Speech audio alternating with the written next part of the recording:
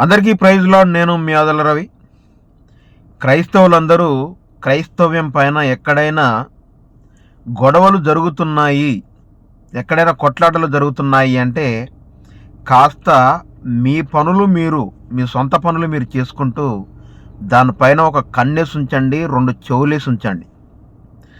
మీ ఇంటితో పాటు క్రైస్తవ్యం పైన మీ 2 కళ్ళు, మీ మనస్సు, మీ 2 చెవులు, మీ దృష్టి, మీ ఏకాగ్రత పెట్టాలని భగవంతుడైన యేసుక్రీస్తు పరిశుద్ధ నామంలో మీ అందరికీ తెలియజేస్తా ఉన్నాను. క్రైస్తవులని పేరుతో చెప్పుకోవడం అది సరికాదు. క్రైస్తవుల పైన జరుగుతున్నటువంటి దాడుల గురించి కూడా మనం పట్టించుకోవాలి. ఆంధ్రప్రదేశ్లో ఉండి నియోజకవర్గంలో ఆకువీడు అనే గ్రామంలో మరి రఘురామ కృష్ణం రాజు అనే ఆంధ్రప్రదేశ్ డిప్యూటీ స్పీకర్ మరి ఎంత రాద్ధాంతం చేస్తున్నాడో, దానిపైన హిందూ సంఘాలు, బరితెగించిన హిందూ మహిళలు, అతి ఉత్సాహంతో ఉన్నటువంటి హిందూ పురుషులు, చాలా ఆర్ఎస్ఎస్, బీజేపీ, బజరంగ దళ, విశ్వ హిందూ పరిషత్ వాళ్ళు, మహాకూటమి, తెలుగుదేశం పార్టీ, చంద్రబాబు నాయుడు, లోకేష్ బాబు, పవన్ కళ్యాణ్, ఈ డిప్యూటీ స్పీకర్ అయినటువంటి రఘురామ కృష్ణం రాజు అక్కడ ఎంత రాద్ధాంతానికి సిద్ధమవుతున్నారో, ఎట్లాంటి హింసలు పెడుతున్నారో, ఎంతమందిని జైలుకు పంపిస్తున్నారో, ఎంతమందిని ఇబ్బందుల పాలు చేస్తున్నారో మీకు తెలిస్తే ప్రతి దానిపైన కన్నేసి ఉంచాల. ఎందుకో తెలుసా? రేపొద్దున అక్కడ ఎవరికైనా క్రైస్తవుడికి కష్టం వచ్చింది, బాధ వచ్చింది, మమ్మల్ని భరించలేని హింసలు పెడుతున్నారంటే చిట్కలో వెళ్ళిపోయేలాగా మనందరం ఉండాల. ఆంధ్ర తెలంగాణ వివక్ష ఉండకూడదు. ఈరోజు హిందువులు చూడండి, భారతదేశంలో అతి జనాభా సంఖ్యలో భారతదేశంలో దాదాపు 80% ఉన్న వాళ్ళే ఐక్యమత్యంతో అనేక సంఘాలు, అనేక ట్రస్టులు, వివిధ రంగాలకు చెందిన వాళ్ళు ఉర్రూతలుగుతూ ఉన్నారు. వీడియోలు చేస్తూ రియల్గా అక్కడికి వెళ్ళి 144 సెక్షన్ అక్కడ పెట్టినా కూడా మహిళలు ఆగట్లేరు. కరాటే కళ్యాణ్ ఇలాంటి వాళ్ళు అక్కడ పోయి ఎగురుతూ ఉన్నారు, దూకుతూ ఉన్నారు. మరి తక్కువ సంఖ్యలో క్రైస్తవ్యం భారతదేశంలో నివసించి అనేక హింసలకి గురవుతున్న మనం ఒక్కడో ఆరో మనోళ్ళు అక్కడ ఇబ్బందులు పడుతున్నారంటే ఎలా ఉండాలండి? క్రైస్తవులకు నిజంగా సిగ్గుశరం ఉండదండి. నిమ్మకి నీరెత్తినట్టుంటారు, అసలు పట్టించుకోరు. అసలు ఎవడో ఒకడు పట్టించుకుంటే వానికి కూడా ప్రోత్సహించి, వానికి కూడా బూస్టింగ్ ఇచ్చి పంపించే కార్యక్రమం ఏం చేయరు. ఎవడి సోది వాడిదే, ఎవడు బతుకు వాడిదే, ఎవడి ముడ్డి కిందికి నీళ్ళు వచ్చేదాకా వాడు చూసుకుంటా కూర్చో ఉంటారు. ఇది క్రైస్తవ్యంలో ఉండేది. ఈరోజు హిందువులు చూడు, అధిక సంఖ్య జనాభా కలిగి, అధిక సంఖ్యలో హిందువులు ఈ భారతదేశంలో ఉంటూ, అధిక సంఖ్యలో మన క్రైస్తవులను హింసిస్తూ ఉన్నా కూడా వాళ్ళే అలర్ట్గా ఉన్నారు ప్రతి విషయంలోనూ. మరి మనం అలా లేకపోతా ఉన్నామంటే మనం స్వస్థతల కోసం, మన స్వలాభం కోసం, మన ఆర్థిక లావాదేవీల కోసమే దేవుని ఆరాధిస్తున్నాం, పూజిస్తున్నాం తప్ప నీతియుక్తంగా క్రైస్తవ ప్రజలు హింసపడతా ఉంటే వాళ్ళకి మనం సేవ చేయాలనే సేవ దృక్పథం అనేది మన దాంట్లో లేదు, మన బాడీలో లేదు, మన ఆలోచన విధానాలలో కూడా లేదు. చాలా దారుణంగా తయారయ్యారు క్రైస్తవులు. రఘురామకృష్ణం రాజు ఏం చేస్తున్నాడు, ఏం మాట్లాడుతున్నాడు వినండి. ఆయన ఎక్కడ చదువుకున్నాడు మొన్నటి వీడియోలో కూడా చూపించాను. మీరు కనీసం వీడియోలని షేర్ కూడా చేయరు. కనీసం వీడియోలని మీరు ఆడికొచ్చి ఏం చేయలేకపోయినా కనీసం వీడియోలన్నా షేర్లు చేయండి. 10 మందికి ధైర్యవంతులకైనా పోతే, మీరు పంపించిన వాడెవడైనా ధైర్యవంతుడు అంటే వాడైనా వస్తాడు అక్కడ ఏమైనా ప్రాబ్లమ్స్ ఉన్నప్పుడు చెప్తే. రఘురామకృష్ణం రాజు అనే వ్యక్తి రాజుల కులానికి రాజవంశానికి చెందిన ఆ వ్యక్తి క్రైస్తవ స్కూల్లో చదువుకున్నాడు, క్రైస్తవ కాలేజీల్లో చదువుకున్నాడు. ఇప్పుడు క్రైస్తవ్యం మీదనే తిరగబడుతున్నాడు. నీకెలా తెలుసు క్రైస్తవ స్కూల్లో క్రైస్తవ కాలేజీలో చదువుకున్నాడు, ఎందుకు ఎర్రి మాటలు ఉట్టి మాటలు చెబుతున్నావు అని అనే ఎదవాళ్ళు ఈ వీడియో చూస్తూ అనుకునేవాడు లేకపోలేదు. కాబట్టే నేను వీడియో చూపిస్తున్నాను, ఆయన నోటితోటి ఆయన ఏం మాట్లాడాడో. దాని తర్వాత చాలా విషయాలు మాట్లాడుకుంటాం. ఈ వీడియోలో చాలా అమూల్యమైన విషయాలు ఉంటాయి. మీరు మొదటి నుండి చివరి వరకు చూడండి. ఒకసారి వీడియో చూద్దాం, చూడండి ఏం మాట్లాడుతూ ఉన్నాడు. వీడియో చూడండి ఒకసారి. వీడియో చూస్తే మీకు క్లారిటీగా అర్థమైపోతుంది. క్రైస్తవ స్కూళ్ళల్లో క్రైస్తవ కాలేజీలలో చదువుకొని క్రిస్టియన్ స్కూల్స్లో చదువుకున్నా అండి. Majority of my education till my college it's in Christian mission. మరి ఆ మతం పట్ల, ఆ మతం వాళ్ళు ప్రార్థనా మందిరాల పట్ల, ఆ మతంలో మారిన వాళ్ళ పట్ల ఎందుకు ఇంత మీకు మీరు విన్నారా ఏం మాట్లాడిండో? ఒకసారి మళ్ళీ వినండి. క్రిస్టియన్ స్కూల్స్లో చదువుకున్నా అండి. Majority of my education till my college it's in Christian mission. మరి ఆ మతం పట్ల ఎక్కడ చదువుకున్నాడట ఈయన? ఎక్కడ చదువుకున్నాడట? క్రిస్టియన్ స్కూల్లో చదువుకున్నాడట, క్రిస్టియన్ కాలేజీలో చదువుకున్నాడట. కానీ ఇప్పుడు ఎవరిని హింస పెడతా ఉన్నాడు? క్రైస్తవులను హింస పెడతా ఉన్నాడు. ఈయనకు ఒక విషయం తెలుసో లేదో, ఈయన నేను పుట్టనప్పటి నుంచి వెళ్ళి రాజకీయంలో తిరుగుతూ ఉన్నాడు, నాకు తెలుసు అనుకుంటా దాదాపు. కానీ ఈయనకు తెలవని ఒక విషయం చెప్తాను నేను ఇప్పుడు. భారతదేశంలో నివసించే ప్రతి ఒక్కరికి మత స్వేచ్ఛ ఉందన్న సంగతి మీలో కొందరికి తెలుసు. భారతదేశంలో అన్ని కులాలు, అన్ని మతాలు అన్నీ సమానమని భారతదేశ రాజ్యాంగం చెప్తుంది, అవును కదా?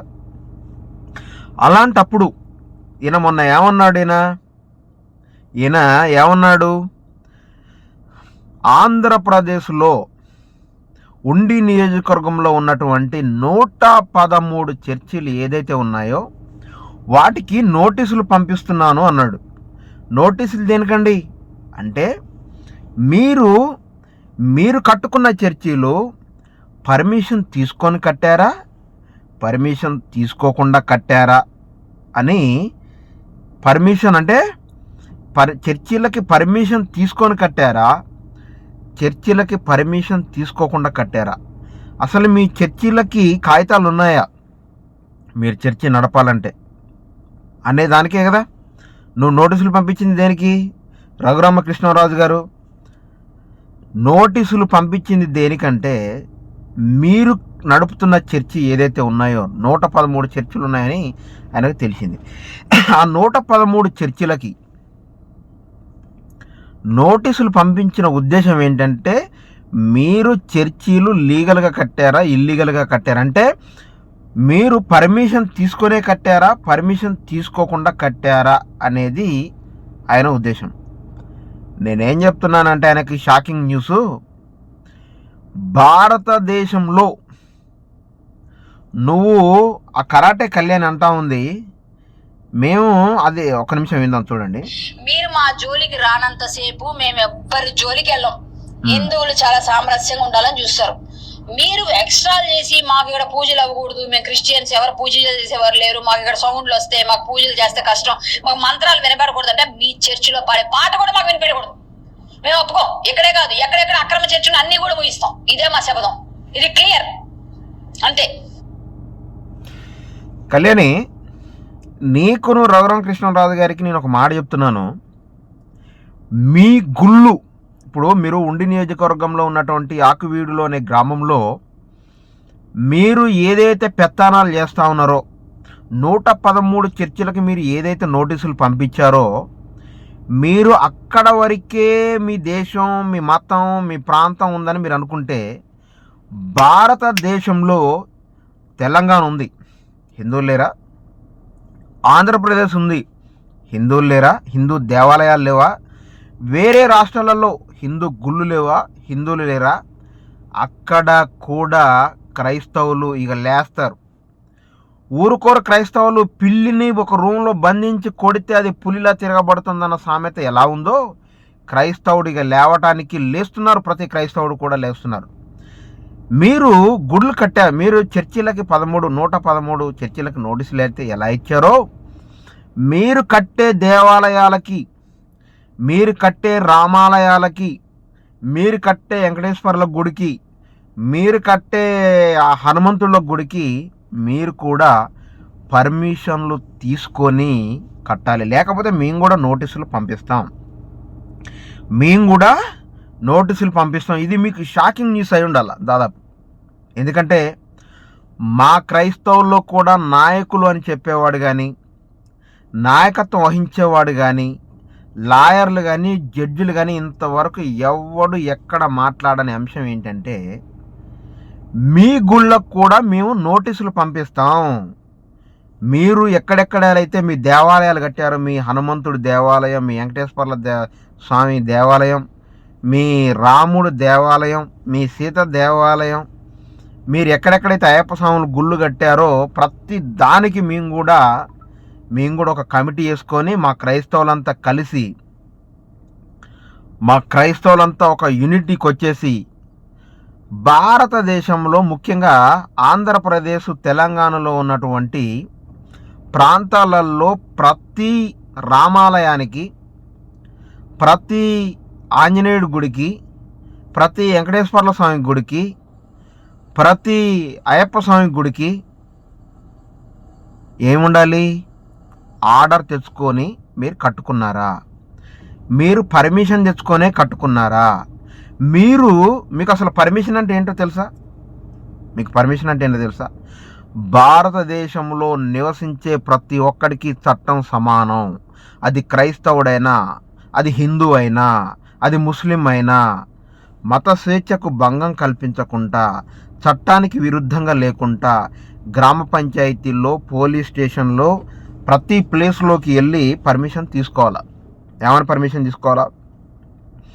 సౌండ్ పర్మిషన్ తీసుకోవాలా, భూమి పర్మిషన్ తీసుకోవాలా, గుడి కట్టుకోవడానికి పర్మిషన్ తీసుకోవాలా, అక్కడ ఉన్నటువంటి వాతావరణానికి, అక్కడ ఉన్న అగ్నిమాపక వ్యవస్థ దగ్గర పర్మిషన్ తీసుకోవాలా, అక్కడున్న అన్ని మతాల వాళ్ళ దగ్గర పర్మిషన్ తీసుకోవాలి. ఎవరి దగ్గర? నువ్వు హిందూ గుడి కట్టాలంటే క్రైస్తవుడి దగ్గర పర్మిషన్ తీసుకోవాలి, ముస్లిం దగ్గరికి వెళ్ళి పర్మిషన్ తీసుకోవాలి. ఒకవేళ క్రైస్తవుడు చర్చి కట్టుకోవాలంటే ముస్లింల దగ్గరికి వెళ్ళి పర్మిషన్ తీసుకోవాలా, హిందువుల దగ్గరికి వెళ్ళి పర్మిషన్ తీసుకోవాలా, క్రైస్తవుడి దగ్గరికి వెళ్ళి పర్మిషన్ తీసుకోవాలా. హిందువుడు కట్టాలన్నా అదే రూల్, ముస్లిం కట్టాలన్నా అదే రూల్, క్రైస్తవుడు కట్టాలన్నా అదే రూల్. ఏ ఒక్కడు రిజెక్ట్ చేసినా అక్కడ కట్టడానికి వీలు లేదు. మరి ప్రతి గ్రామంలో హిందూ ఉంటాడు, ముస్లిం ఉంటాడు, క్రైస్తవుడు ఉంటాడు కదా. మరి మీరు కట్టిన దేవాలయాలకి మేము కూడా నోటీసులు పంపిస్తాం కదా. మాకు కూడా అభ్యంతరకరంగా ఉన్నప్పుడు, మాకు మైక్ అభ్యంతరంగా ఉందనో, లేకపోతే మీరు కొట్టే కొబ్బరికాయలు మా కోతులు మా ఇళ్ళకి తీసుకొచ్చి మమ్మల్ని ఇబ్బంది పెడుతున్నాయనో, లేకపోతే మీరు అక్కడ మేకల్ని బలిచ్చినప్పుడు కోళ్ళు కోసి అక్కడ కోడి తలకాయలు, కోడి కాళ్ళు మీరు అక్కడ చెట్లకు కట్టేసినప్పుడు అవి కోతులు కానీ కుక్కలు కానీ తీసుకొచ్చి మా ఇంట్లో వేస్తున్నాయని మేము కూడా కంప్లైంట్ ఇచ్చినప్పుడు మరి మీకు కూడా పర్మిషన్లు రావు కదా. మాకు అభ్యంతరకరంగా ఉన్నప్పుడు మీకు ఎలా వస్తుంది? కాబట్టి మీకు కూడా భారతదేశంలో మీకు మత స్వేచ్ఛ అనేది అందరికీ సమాన హక్కు. కాబట్టి క్రైస్తవులు ఎలా తీసుకోవాలో పర్మిషన్, క్రైస్తవులు చర్చి కట్టుకోవాలంటే పర్మిషన్ ఎలా తీసుకోవాలో మీరు కూడా మీ దేవాలయాలు, మీ రామాలయాలు, మీ ఆంజనేయ ఆలయాలు, మీ శివాలయాలు మీరు కట్టుకునే శివుడికి కట్టాలనుకున్నా, రాముడికి కట్టాలనుకున్నా, వెంకటేశ్వర్ల స్వామికి కట్టాలనుకున్నా, తర్వాత కట్టుకోవాలనుకున్నా, ఎవరికి కట్టుకోవాలనుకున్నా మీరు పర్మిషన్ తీసుకొని కడుతున్నారా? దొంగతనంగా హిందువుల దగ్గరనే సంతకాలు పెట్టించుకొని పర్మిషన్లు తీసుకుంటే అది చెల్లదు. ఆ ఊర్లో మీరు కట్టుకునే ప్రదేశంలో హిందూ దగ్గర తీసుకోవాలి, ముస్లిం దగ్గర తీసుకోవాలి, క్రైస్తవుడి దగ్గర తీసుకోవాలి, జైనుడి దగ్గర తీసుకోవాలి, సిక్కు దగ్గర తీసుకోవాలి. అందరికీ నచ్చితేనే అక్కడ దేవాలయం కట్టడానికి పాసిబుల్ అవుతుంది. మీరు మా క్రైస్తవులు నిజంగా గొర్రెలని మా వాళ్ళని గొర్రెలు చేయాలనుకొని వాళ్ళని అట్లా మోటివేషన్ చేస్తూ ఉన్నారు. కానీ రూల్స్ అండ్ రెగ్యులేషన్స్ మింగిన పాటిస్తే భారతదేశంలో నువ్వు హిందూ సంఖ్య ఎక్కువ ఉన్న ఒక్క దేవాలయం కూడా ఎక్కడ కట్టించడానికి మేము ఒప్పుకోము. ఎందుకంటే ప్రతి ఊర్లో క్రైస్తవుడు ఉన్నాడు, ప్రతి ఊర్లో ముస్లిం ఉన్నాడు, ప్రతి ఊర్లో జైనుడు, బౌద్ధులు ఉన్నారు. నీకే తెలివితేటలు ఉన్నాయనంటే మాకు లేవా? మత స్వేచ్ఛ ఉన్నప్పుడు మతానికి భంగం కల్పించకుండా నువ్వు ఏ దేవాలయం కట్టాలనుకున్నా, మసీదు కట్టాలనుకున్నా, నువ్వు రామాలయం కట్టాలనుకున్నా, శివాలయం కట్టాలనుకున్నా, ఏ ఆలయం కట్టాలనుకున్నా, క్రైస్తవ ప్రార్థనా మందిరం కట్టాలనుకున్నా అందరి దగ్గర పర్మిషన్ తీసుకోవాలి కదా. పర్మిషన్ తీసుకోవాలన్నా లేదా? మరి మీరు తీసుకుంటున్నారా? మీరు తీసుకునే కట్టుకుంటారా? పొద్దున్న లేస్తే క్రైస్తవులు మీకు మీ చర్చికి ఆర్డర్ ఉందా? మీ చర్చికి లీగల్ నోటీసులు తీసుకున్నారా? మీ చర్చికి పర్మిషన్లు తీసుకున్నారా చర్చి కట్టుకోవడానికి? ఎవరిని బేరుస్తున్నారు మీరంతా? మీరు మా స్కూళ్ళల్లో చదువుకుంటారు, క్రైస్తవ స్కూళ్ళల్లో. మీరు మా స్కూళ్ళల్లో, మా కాలేజీలలో చదువుకుంటారు. మళ్ళీ మమ్మల్ని బేరించి మా పైనే కొట్టక ముందు కొట్టిరని కేసులు, చంపక ముందు చంపిరని కేసులు. చంపేది మీరు, చంపిందని మా పేరు చెప్తారు. కొట్టేది మీరు, కొట్టిందని మా పేరు చెప్తారు. తిట్టేది మీరు, తిట్టిందని మా మీద చెప్తారు. క్రైస్తవులని నానా హింసలకు గురి చేస్తే రఘురామకృష్ణంరాజు గారు కొద్దిగా అయినా ఒక గ్లాస్ మంచినీళ్ళు ఇస్తే బైబిల్లో ఉంది, గ్లాస్ చన్నీళ్ళు ఇస్తే దాని ప్రతిఫలం పోగొట్టుకోరు, దాన్ని మర్చిపోరు అనుకుంటాం. చిన్న హెల్ప్ చేస్తేనే, చిన్న పెన్ను సంతకం పెట్టుకోవడానికి ఇస్తేనే థ్యాంక్స్ చెప్తాం కదా మనం. నువ్వు క్రిస్టియన్ కాలేజీల్లో, స్కూల్లో చదువుకొని క్రైస్తవులకి ఈ విరుద్ధంగా ఇలా ప్రవర్తించి, అక్కడ హిందూ సంఖ్య తక్కువ ఉన్నా కూడా కావాలని కక్షగట్టి పగబట్టి, ఎందుకంటే మీ మహాకూటమి తెలుగుదేశం పార్టీ అక్కడ ఉందని, మీకు నరేంద్ర మోడీ మీకు ఒత్తాసు పలుకుతున్నాడని మీరు ఇంతమందిని క్రైస్తవుల్ని హింసపెట్టి 113 చర్చీలకు మీరు నోటీసులు పంపించారంటే, మరి మాయే 113 చర్చిలు ఉన్నాయంటే మీ గుళ్ళెన్ని ఉండాలా? మరి మీ గుడులన్నిటికి కూడా పర్మిషన్లు కరెక్ట్గా ఉండాలా? ఇక ముందు లేకపోయినా ఇప్పుడు మీరు పర్మిషన్ తెచ్చుకోవాలా. మీరు ఇప్పుడు పర్మిషన్ ఒక హిందువుల దగ్గరనే తీసుకుంటే కుదరదు. భారత రాజ్యాంగం ప్రకారం, మత స్వేచ్ఛ ప్రకారం, అది మీరు కట్టే దేవాలయం ఏదైతే ఉందో, గుడి ఏదైతే ఉందో, మీ రామాలయం, అక్కడ నివసించే ఎవరికైనా అభ్యంతరకరంగా ఉంటే మీరు అక్కడ కట్టడానికి వీల్లేదు. అది రాజ్యాంగం చెప్తుంది. రాజ్యాంగం మీరు నేర్చుకోండి, చదువుకోండి, కొద్దిగైనా జ్ఞానం వస్తుంది మీకు. అర్థమవుతుందా? అది మీరు రాజ్యాంగం కోసం బుక్కులు ఉన్నాయి, చదువుకుంటే అందులో చట్టాలు ఏంది, నియమాలు ఏందో తెలుస్తాయి. ఊక క్రైస్తవుల్ని చర్చి కడితే ఆర్డర్ ఉందా, మీకు పర్మిషన్ ఉందా అని వాళ్ళని బెదిరియటం కాదు, వాళ్ళని అదిరియటం కాదు, వాళ్ళని హింస పెట్టడం కాదు. మీకు కూడా దేవాలయాలు నిర్మించుకోవాలంటే రామాలయం, శివాలయం, ఆంజనేయ ఆలయం, అయ్యప్ప ఆలయం, ఇంకా ఏ ఆలయం నువ్వు కట్టుకోవాలన్నా ప్రతి మతం, అక్కడ ఎంతమంది ఉన్నారో ఆ గ్రామంలో ఎన్ని మతాలు ఉన్నాయో అంతమంది దగ్గర నువ్వు పర్మిషన్ తీసుకోవాలా.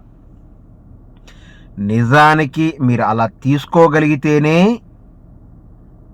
మత గొడవలు అనేది జరగవు. ఎందుకనంటే ప్రతి మతమోడు గుడి కట్టుకుంటాడు, ముస్లిం మసీదు కట్టుకుంటాడు, క్రైస్తవుడు చర్చి కట్టుకుంటాడు. మీరు రామాలయం లాంటి గుళ్ళు కట్టుకోండి అయ్యా, కట్టుకోండి, ఎవడు కట్టుకోవద్దు అన్నాడు. కానీ ఐక్యమత్యంగా మతాలన్నీ అన్నిటినీ గౌరవించుకుంటూ ముందుకు పోవాలి తప్ప ఇట్లాంటి చిల్లర వేషాలు వేసి, ఇంతకుముందు ఫోన్పే బ్యాచ్ పెట్టుకొని క్రైస్తవులను తిట్టేటోళ్ళే చేస్తారనుకున్నాం. ఇప్పుడు రాజకీయ నాయకులు ప్రతోడు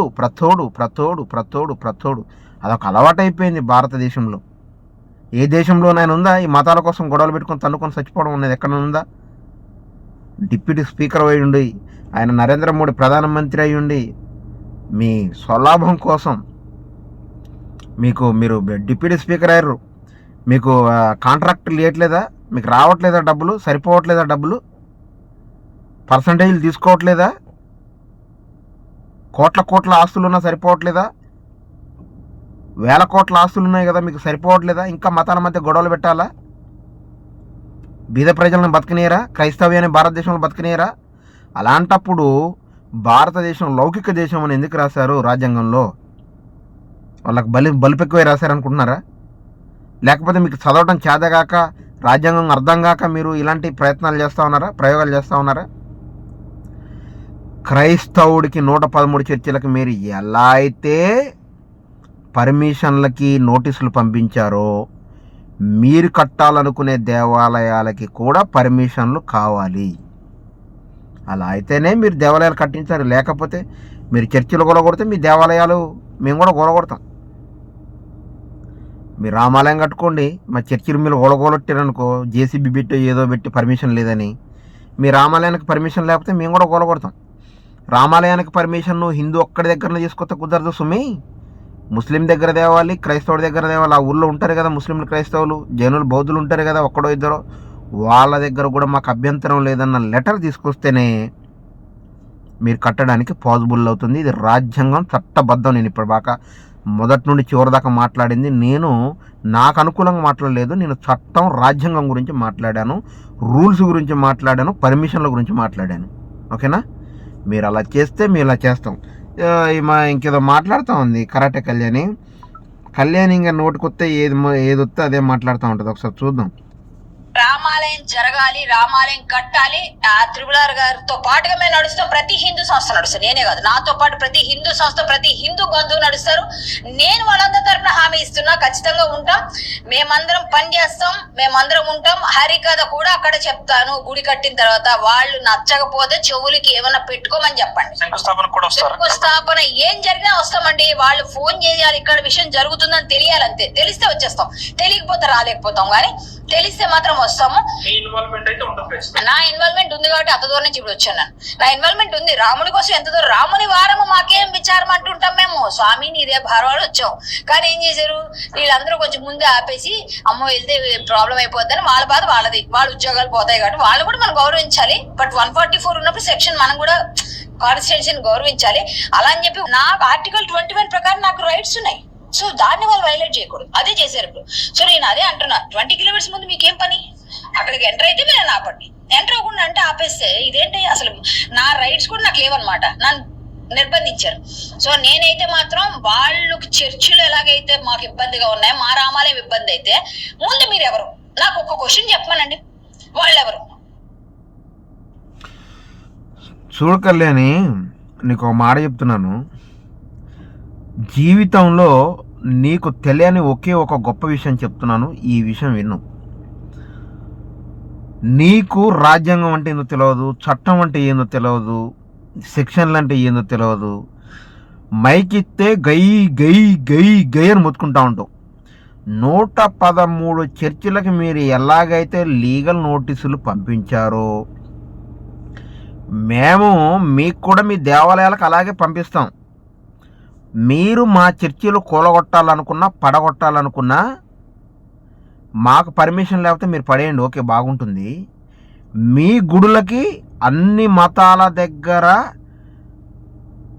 అభ్యంతరం లేదు. మీరు రామాలయం కట్టుకోవడానికి అని క్రైస్తవుల దగ్గర, ముస్లింల దగ్గర, హిందువుల దగ్గర, జైనుల దగ్గర, బౌద్ధుల దగ్గర, సిక్కుల దగ్గర, అందరి దగ్గర మీరు పర్మిషన్ లెటర్ తెచ్చుకొని గ్రామ పంచాయతీ నుండి, పోలీస్ స్టేషన్ నుండి, కలెక్టర్ ఆఫీస్ నుంచి వెళ్ళి మీకు ఎక్కడెక్కడి నుంచి కావాలో ఎన్ఓసి అక్కడ ప్రతి దగ్గర నుండి తీసుకొచ్చుకోండి. అప్పుడు మాత్రమే మీరు కట్టగలుగుతారు. అప్పుడు మాత్రమే మీరు మీ దేవాలయాలు నిర్మించగలుగుతారు. అప్పుడు మాత్రమే మీ గుడులు కూడా ఉంటాయి. మీరు పర్మిషన్లు తీసుకోవాలి. పర్మిషన్లు మీకు లేకపోతే తప్పకుండా మీ దేవాలయాలు కూడా కూలగొట్టడానికి భారత రాజ్యాంగం, చట్టం, పోలీసులు, ప్రభుత్వాలు చేయాలి. ఇది మా ప్రభుత్వం, మేము సంకలు గుద్దుకుంటుంటాం, మేము అలా చేస్తాం ఇలా చేస్తాం అంటే కుదరదు. 144 సెక్షన్ పెట్టి నిన్ను రానియట్లేదా? ఎవడు చెప్తా ఉన్నావు కాకమ్మ కథలు? అక్కడ ఉన్నది మీ ఓడే, మీ రఘురామకృష్ణరాజు, మీ పోలీసు డిపార్ట్మెంట్ వాళ్ళే నిన్ను రానియట్లేదని చెప్తా ఉన్నావు. అవునా?